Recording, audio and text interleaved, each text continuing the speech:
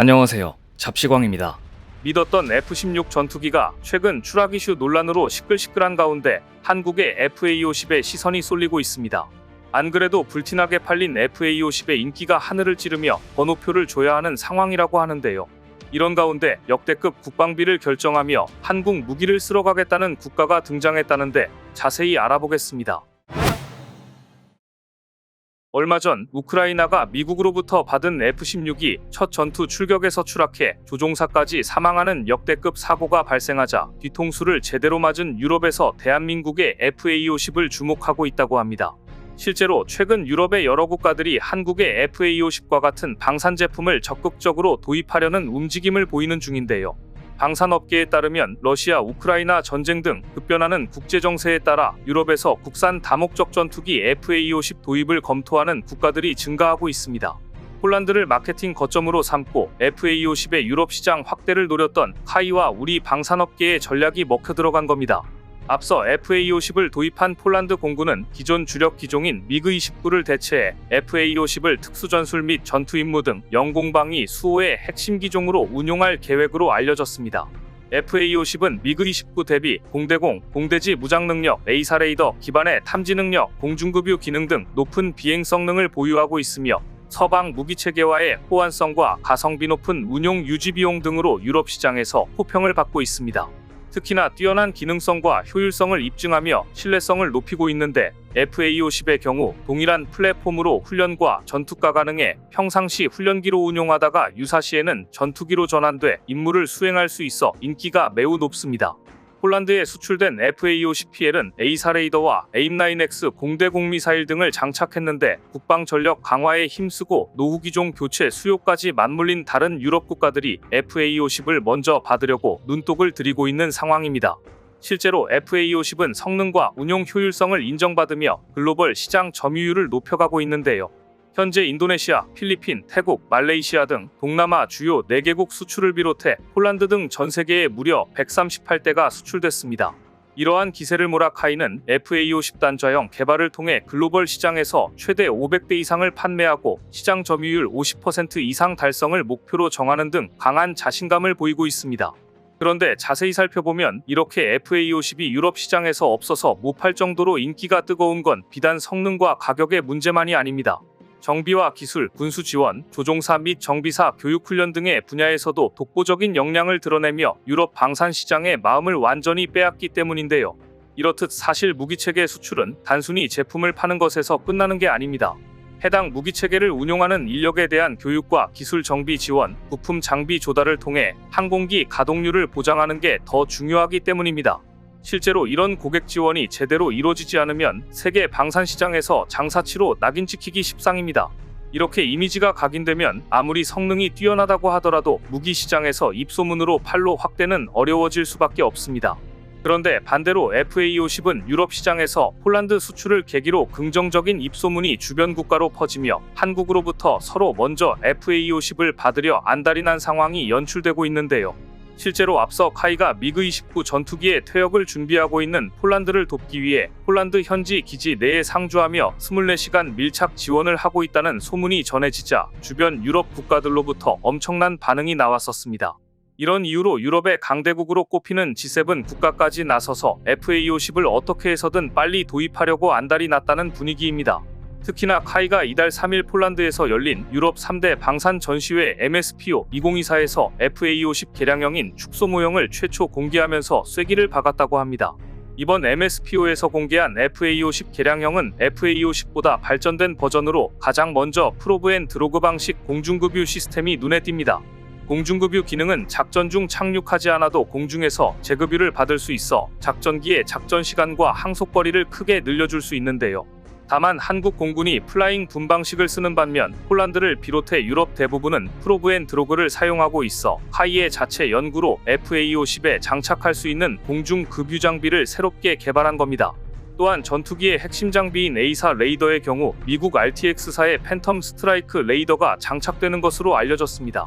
마지막으로 피아식별 장비 질문기로 기존 FA-52 IFF의 질문에 답변만 하는 수동적 장비만 장착한 것과 달리 이번에 공개된 FA-50PL은 직접 적인지 아군인지 파악할 수 있는 질문기가 기수 조종석 앞에 달렸습니다. 이런 질문기는 KF-16 전투기와 KF-21 보람의 전투기에도 장착될 예정인데, 이는 FA-50PL이 단순한 공격기가 아닌 제공 전투가 가능한 경전투기임을 보여주는 대목입니다. 이런 가운데 FA-50이 지난달 진행된 호주 합동 공중훈련에서 스웨덴 사부의 4.5세대 전투기 JAS-39 그리펜의 완승을 거두는 등 FA-50의 공중전 능력을 입증하기도 했는데요.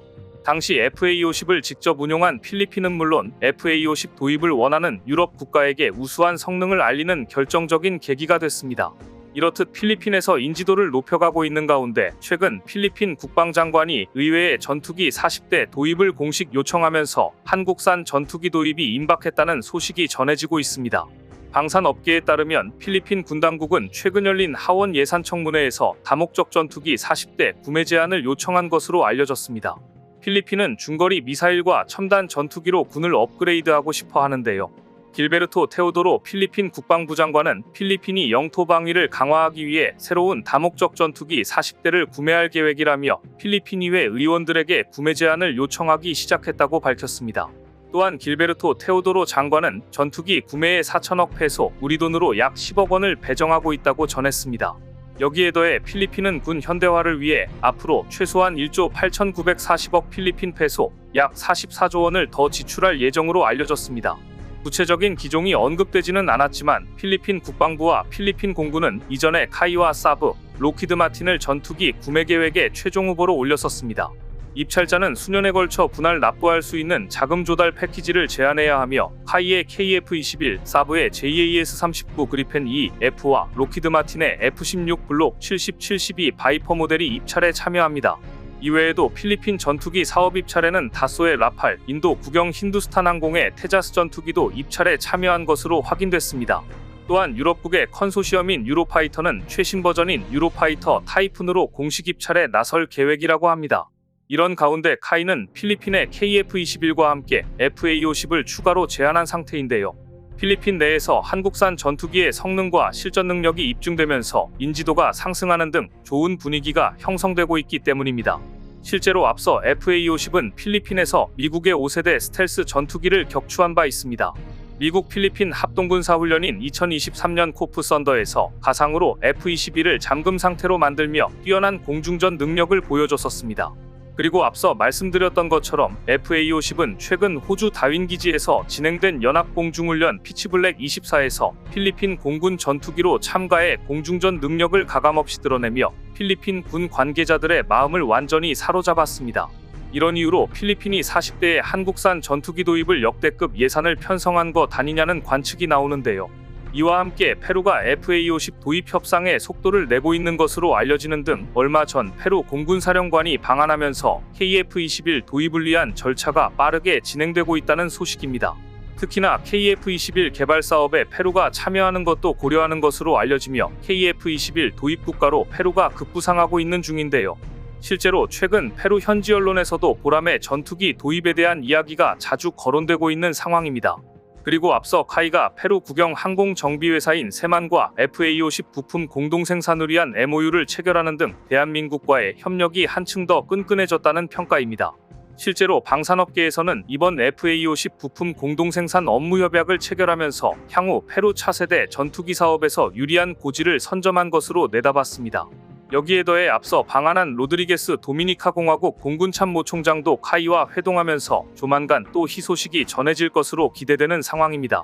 이번에 로드리게스 공군참모총장이 항공산업 현장을 둘러본 가운데 FA-50 수출에 청신호가 켜졌다는 분석이 나오기 때문인데요. 방산업계에 따르면 로드리게스 공군참모총장은 지난달 방한해 카이를 찾아 주요 기술 및 방산시설 견학과 항공기, 헬기 생산 라인 견학, 인공위성 및 기능 시험을 진행했습니다. 또한 한국수출입은행을 방문해 기술, 항공 플랫폼 수입을 위한 금융 지원 방안에 대해서도 논의한 것으로 전해집니다. 이렇듯 로드리게스 공군참모총장의 이번 방안은 도미니카 공화국의 국방, 안보 분야 강화 흐름과 맞닿아 있는 것으로 해석됩니다. 최근 도미니카 공화국이 대규모 군사장비 도입을 추진하고 있기 때문인데 실제로 작년에만 군용장갑차 21대 등을 구매하며 속도를 높이고 있습니다. 때문에 방산업계에서는 로드리게스 공군참모 총장의 이번 방안으로 FA-50의 도미니카 공화국 수출 가능성을 점쳤는데요. 이처럼 한국산 전투기를 찾는 국가들이 점점 늘어나고 있는 가운데 사천에서만 날던 KF-21이 이달부터 충남 서산 공군기지에도 제2의 둥지를 틀게 됐다는 소식입니다. 군 당국에 따르면 KF-21 시제기 6대 중 한두 대와 개발 인력 100여 명이 이달부터 서산 제20 전투비행단에 주둔하며 비행시험에 나섭니다. 경남 사천 소재 공군 제3훈련비행단에 배치됐던 KF-21 시제기 일부가 서산에도 주둔하게 된 겁니다. 우리 군은 이와 관련해 2026년 6월까지로 예정된 전투기 성능 검증을 위한 비행시험을 차질 없이 진행하기 위한 것이라고 설명했습니다. KF-21 성능 검증을 위한 무장시험이나 초음속 비행시험을 진행하는데 속도를 높이기 위한 것으로 보이는데요. 모쪼록 KF-21 양산이 순조롭게 진행돼 전세계 방산시장에서의 수주 낭보가 하루빨리 전해지길 바라겠습니다.